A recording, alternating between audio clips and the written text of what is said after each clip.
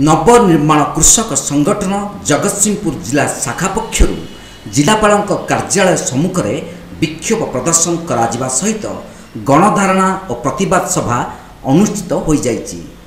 नवनिर्माण कृषक संगठन वरिष्ठ उपदेष्टा बंशीधर पट्टनायक अध्यक्षता आयोजित प्रतिवाद सभा कृषक संगठन पक्षर विभिन्न अंचल बहु चाषी संगठक माने जोग देइथिले।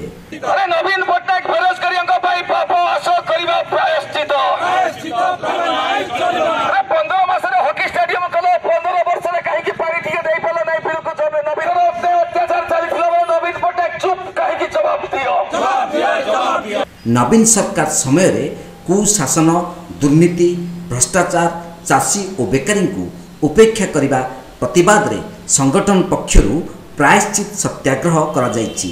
अपारग मुख्यमंत्री कुशासन पापरे आमे जनसाधारण भागीदारी हेतु आम प्रायश्चित करने जरूरी बोली कहिसेंती चाषी नेता।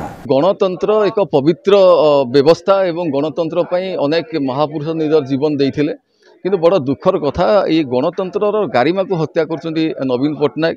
जेतबेले प्रशासन आसिक शासन उपरे जो पांड्यान भली लोक सी आसिक जिते शासन मंग धरिया चेष्टा कर निश्चित भाव में गणतंत्र गोटे गलारोध कला भाया लगुच।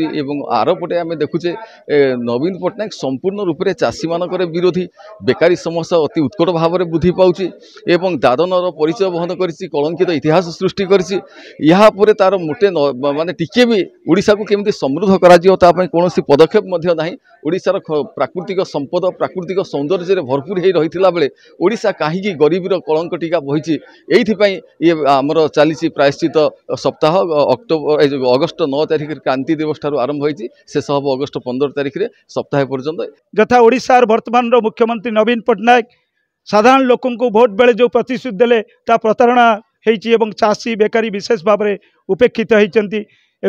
आज भी जलसेचन जल निष्कासन शीतल भंडार कृषि भित्तिभूमिर उपयुक्त विकास होना बेरोजगार समस्या बढ़ी तेल लुण पानी खनि डाली सबु क्षेत्र में देउथिबा टिकसर मैक्सिमम बजेट अर्धाधिक पैसा से कॉर्पोरेट मानक पाई लगौचंती एवं साधारण लोकों हित में लगी पारना। आज भी बुध बुधांक भत्ता आंध्र 2750 तेलंगाना 2500 थिला बेले आम ये 500 पाऊँ।